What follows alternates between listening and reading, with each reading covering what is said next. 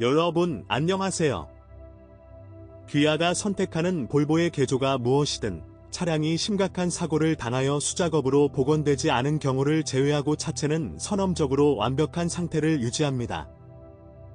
스웨덴의 부식 코팅은 전통적으로 강하고 도장 작업에 매우 강합니다. 또한 후드와 차체의 많은 요소가 알루미늄으로 만들어졌습니다. 그리고 칩과 스크래치가 나타날 때가 아직 오지 않았습니다. 그러나 신체의 구조가 상당히 복잡하고 알루미늄을 포함한 다양한 강도의 강철 및 합금으로 짜여져 있기 때문에 전문가에게 신체 검사를 받는 것이 나쁠 것은 없습니다. 따라서 기아가 좋아하는 표본 본체의 무결성은 향후 값비싼 수리로 끝나지 않을 것이라는 보장입니다. 결국 S90, V90의 후드도 날개 달린 금속으로 만들어졌습니다. 환경 영향이 자동차에 해를 끼칠 수 없다면 러시아 도로에 풍부하게 뿌려지는 화학시약이 제 역할을 할 수 있습니다.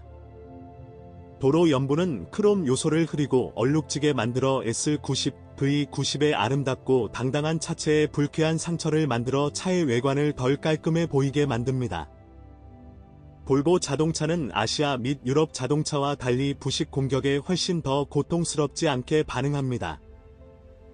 하지만 때로는 아뷰리가 빨리 긁히고 폭설에 아뷰리 와이퍼가 얼음에 달라붙는다는 불만이 나오기도 합니다. 대체로 이것들은 많은 현대 자동차, 때로는 가장 저렴한 외국 자동차에서 발견되는 작은 것들입니다.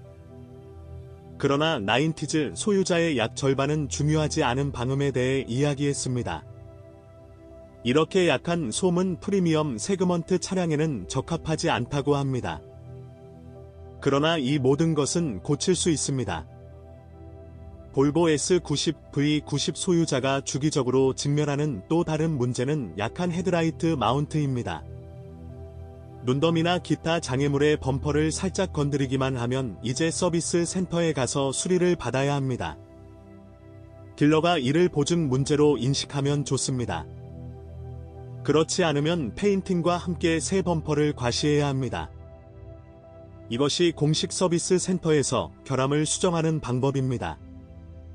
그들은 우리 콜러빈즈가 이 값비싼 신체 요소를 한 푼도 복원하는 방법을 배웠다고 말합니다. 정확히 얼마나 오래 지속될지는 알 수 없습니다. 마감재의 품질도 좋고 5년 된 차라도 실내는 대체로 새 것처럼 보입니다. 물론 적절하게 보살핌을 받았다면 말이죠. 하지만 실내를 자세히 살펴보면 낡은 스티어링 휠과 팔걸이를 통해 차량의 연식을 알 수 있습니다. 세월이 흐르면서 운전석 가죽은 변형이 생기고 주인이 무거울수록 이런 현상은 더 빨리 나타나기 시작합니다. 온보드 전자 장치의 경우에도 여기에서 다양한 결함과 오류가 발생할 수 있습니다. 멀티미디어가 가장 큰 성공을 거두었으며 갑자기 자체 수명을 시작하거나 오랫동안 제대로 작동합니다. 실내 온도 조절 장치는 뜨거운 공기와 차가운 공기의 부분을 번갈아 가며 시작하고 더위 속에서 갑자기 난로를 최대 전력으로 켜는 미쳐버릴 수 있습니다. 보안 모드에서 모든 창문을 열거나 잠금을 해제할 수 있는 경보 시스템 문이 잠기고 결함도 발생합니다. 자동차에는 전자장치가 너무 많아서 일반적으로 S90 전체의 실내성에 가장 긍정적인 영향을 미치지 않습니다. 하지만 드라이브 시리즈 엔진은 아직까지 아무런 문제가 발생하지 않았으며 소형화에도 불구하고 꽤 내구성이 입증되었습니다. 디젤과 가솔린 터보 엔진 모두 2.0리터의 동일한 용량을 갖고 있지만 부스트 정도는 다릅니다. 예를 들어 190마력, 249마력, 320마력의 출력을 가진 가솔린 동력 장치는 본질적으로 터보차저와 직접 연료 분사 기능을 갖춘 동일한 엔진이지만 전자 제어 장치의 부스트 압력과 펌웨어가 다릅니다. 더욱이 더 강력한 터빈에는 크랭크샤프트로 구동되는 구동 과급기도 장착되어 있습니다. 세 가지 엔진 모두 유로 6 환경 표준을 준수합니다. 가솔린 3위일체는 최고의 면모를 보여주었습니다. 당사의 작동 조건에서는 밸브가 탄소 침전물로 오염되는 경향이 있습니다. 딜러들이 서비스 간격을 공식 2만 km에서 10에서 15,000km로 줄이라고 조언하는 것은 당연합니다. 더 나쁘지는 않을 것입니다. 문제에는 터보차저 파이프 파열, 산소 및 공기 질량 센서 고장, 점화 코일 및 연료 펌프가 포함됩니다. 소틀 밸브 블록과 EGR 배기가스 리턴 시스템은 정기적인 청소가 필요합니다. 디젤 엔진도 신뢰할 수 있습니다. 대부분의 S90 소유자가 중유 개조를 선호하는 것은 아무것도 아닙니다. 동시에 엔진은 연료 품질과 시기적절한 유지 관리 측면에서 요구됩니다.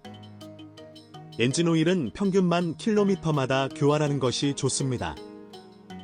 15만에서 18만 킬로미터 후에 연료 공급 펌프가 변덕스러울 수 있습니다. 가솔린 엔진과 마찬가지로 디젤 엔진에서도 EGR 밸브는 주기적으로 더러워집니다. 수명을 연장하려면 6만에서 8만 킬로미터마다 밸브와 파이프의 먼지와 그을음을 청소해야 합니다. 대도시에서는 미립자 필터가 매우 빠르게 막히며 이는 대시보드의 제어 신호로 표시됩니다. 이런 경우에는 시골길을 중속으로 2시간 정도 운전해야 합니다. 이 모드에서는 연소 생성물로 막힌 필터가 스스로 청소됩니다. 모든 엔진, 가솔린과 디젤 모두에 대해 딜러는 폴스타어의 독점적인 칩 튜닝을 보장하고 출력 및 토크가 약 5에서 10% 증가하도록 보장했습니다. 판매자에게 자동차의 내연기관에 흠집이 났는지 물어보세요. 그렇다면 어디에서?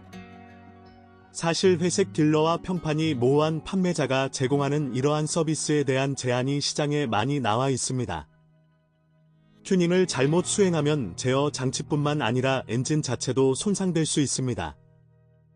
일반적으로 일본 회사 아이전 오어너의 S90용으로 유일하게 가능한 8단 자동 변속기는 문제가 없는 것으로 나타났습니다. 하지만 처음에는 가속 시 충격과 발차기에 대한 불만이 꽤 자주 접수되었습니다. 딜러는 변속기 제어 장치를 다시 프로그래밍했고 문제는 사라졌습니다. 자동 변속기가 손실 없이 오랫동안 작동하려면 60에서 8만 킬로미터마다 오일을 업데이트하는 것이 규칙입니다. 동시에 기어박스, 트랜스퍼 케이스, 전륜구동 변속기의 홀덕스 커플링 자체에도 윤활유를 발라야 합니다. 15만 킬로미터의 마일리지로 CV 조인트와 내부 수류탄의 상태를 확인하십시오. 이 마일리지는 일반적으로 수명이 다하여 구동축 가로대와 외부 베어링을 진단합니다. 대략 같은 기간인 15만 킬로미터가 실시에 중요하다고 할 수 있습니다. 이 순간부터 전면 레버와 충격 흡수 장치의 폐기가 요청되면 독립 서스펜션의 첫 번째 중요한 교체가 시작됩니다. 마일리지가 높은 일부 소유자는 여전히 셰시를 깨끗한 상태로 유지하고 있습니다. 일반적으로 셰시 요소는 알루미늄 합금으로 만들어졌지만 수명이 길다. 스티어링 렉은 10만 킬로미터 또는 그 이전부터 노크하기 시작하거나 15만 km가 될 때까지 마모 흔적이 보이지 않을 수 있습니다. 스티어링 카단을 새롭고 독창적인 부품으로 즉시 교체하는 것이 좋습니다. 이러한 부품은 서비스 수명이 훨씬 더 깁니다. 보시다시피 볼보 S90은 단순히 중고품 구매용으로 제작되었습니다. 이 강력하고 내구성이 뛰어난 자동차는 수명이 길고 차체가 부식되지 않습니다. 견고한 서스펜션과 안정적인 변속기가 장착되어 있으며 엔진의 수명도 길기를 바랍니다. 지금까지는 특별한 번거로움이 없습니다. 프리미엄 세단과 오프로드 스테이션 외권은 경쟁사보다 눈에 띄게 저렴하고 가치를 더 빨리 잃기 때문에 중고 구매 시 수익성이 매우 높습니다. 그러한 모델이 있거나 있었다면 댓글에서 무엇이 어떻게 깨지는지에 대한 정보를 공유하세요.